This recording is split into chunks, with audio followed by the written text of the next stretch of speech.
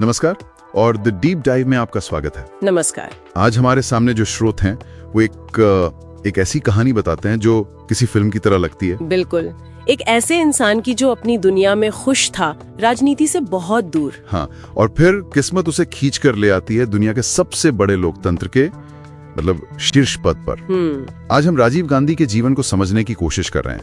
हमारा मिशन ये जानना है कि कैसे एक पायलट ने देश को एक नई सदी के लिए तैयार करने का सपना देखा। और ये कहानी शुरू होती है एक बहुत ही निजी जगह से। हाँ। वो एक प्रोफेशनल पायलट थे। हाँ, राजनीति में कोई दिलचस्पी नहीं। बिल्कुल भी नहीं।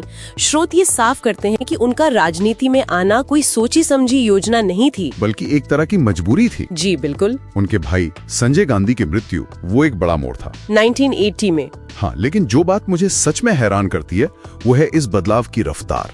मतलब 1980 में वो एक एयरलाइन पायलट हैं और 4 साल बाद 1984 में वो प्रधानमंत्री हैं। वो इतना दबाव कैसे झेल सकता है? यही तो उनके सफर का सबसे नाटकीय पहलू है। 1984 में इंदिरा गांधी की हत्या के बाद उन्हें अचानक बागडोर संभालनी पड़ी। एक ऐसा व्यक्ति जिसे कोई राजनीतिक अनुभव नहीं था। जी, और देश उस वक्त अपने सबसे मुश्किल दौर से गुजर रहा था।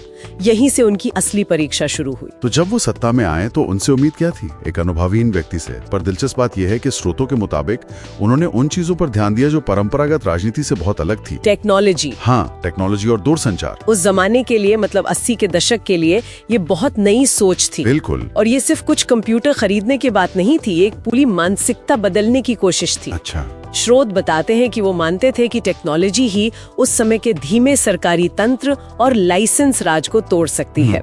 C.DOT का जिक्र आता है ना, centre for development of telematics. हाँ, वो इसका एक बेहतरीन उदाहरण है। ये पुराने सिस्टम को ठीक करने के बजाय एक बिल्कुल नया आत्मनिर्भर सिस्टम बनाने की कोशिश थी। और इसका असर तो आम लोगों तक पहुंचा होगा।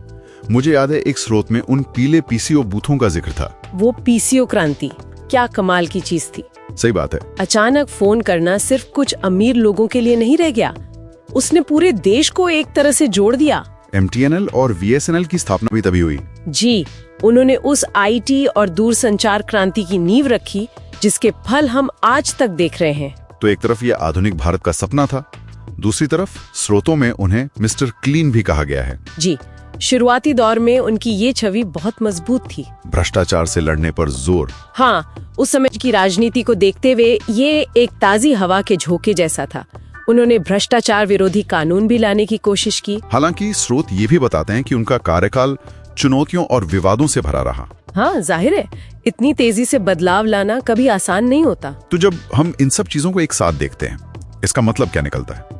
हमारे सामने एक ऐसे नेता की तस्वीर आती है जो शायद इस भूमिका में आना नहीं चाहता था, लेकिन जब आया तो उसने भारत के भविष्य की एक बहुत साफ कल्पना को आगे बढ़ाया। स्रोत उन्हें एक उत्प्रेरक के रूप में दिखाते हैं, एक कैटलिस्ट। अच्छा। कोई ऐसा व्यक्ति जो शायद इसलिए कि वो एक पारंपरिक राजनेता नहीं था, भारत के लिए एक अलग भविष्य की कल्पना कर सका। और उनकी दुखद मृत्यु ने उस सफर को अधूरा छोड़ दिया। जी, लेकिन जो बीज उन्होंने बोए थे वो आज खासकर टेक्नोलॉजी के क्षेत्र में बहुत बड़े पेड़ बन चुके हैं। ये वाकई सोचने वाली बात है। और ये एक महत्वपूर्ण सवाल भी खड़ा करता है। क्या?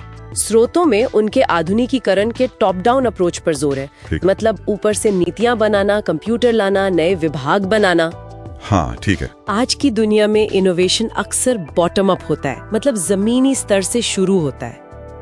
तो ये सोचने पे मजबूर करता है कि 1980 के दशक में एक नेता का देश को आगे ले जाने का नजरिया आज की इस डिजिटल और विकेंद्रीकृत दुनिया में इनोवेशन को बढ़ावा देने की चुनौतियों से कितना अलग या कितना समान है।